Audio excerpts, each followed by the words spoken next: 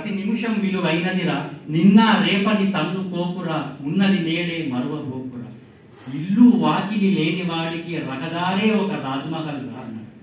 ఇంత ఇలా దాశరథి గారు అన్ని వస్తువులతో ప్రణయం, ప్రబోధం, జానపదం, విశాలం రాశారు. హాస్యంలో కూడా జాకెట్ పుష్కోట్ జోకర్ గారు, పాకెట్ కాళీ షోకిలా గారు, సోడా బుట్టి కళ్ళద్దం, దానికి ఒట్టి ఇల్లిగడ్డం ఇలాంటి వినోద గీతాలు కూడా రాశారు. అంతేకాకుండా ఆయన ద్వంద్వార్థాలతో కూడా దేవుడు చేసిన పెళ్లి సినిమాలు సూదిలో దారం సందులో గేరం, కత్తుల రత్తయ్య సినిమాలో ఎత్తుకుంటావా నన్ను ఎత్తమంటావా అనే పాటలు కూడా రాశారు.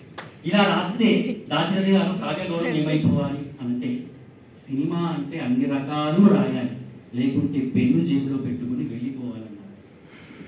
అలా సినిమా పాట నాడి పట్టుకున్న గీత రచయిత దాశరథి కృష్ణ. అంతేకాకుండా ఆయన 2500కు పైగా సినిమా పాటలు రాశానని ఒక ఇంటర్వ్యూలో చెప్పుకున్న 600 పై చిలుకు పాటలు మాత్రమే మనకు దొరుకుతున్నాయి. ఫిల్మ్ సెన్సార్ బోర్డు మెంబర్గా కూడా ఆయన బాధ్యతలు నిర్వర్తించారు. అంతేకాకుండా చివరగా ఒక చిన్న విషయం చెప్పి ముగించేస్తాను.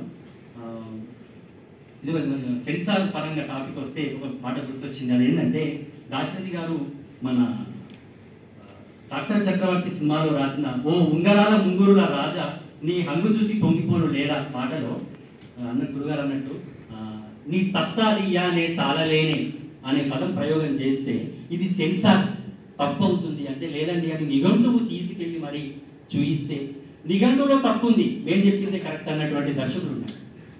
అప్పుడు దాశరథి గారు నీ తస్సాదియ్యా నే తాళలేని, నువ్వు కస్సుమంటే నేను తాళలేని అని మార్చేసాను. తస్సాది అనే పదానికి ఆ ట్యూన్లో, ఆ మీటర్లో, ఆ లెంత్లో ఒదిగేటట్టుగానే నువ్వు కస్సుమంటే నేను తాళలేని అని క్షణాల్లో మార్చించాను. ఇది ఆయన కళానికి, ఆయన సినీ కవితా ప్రతిభకు ఉన్నటువంటి నాడి వేడి అని చెప్పొచ్చు.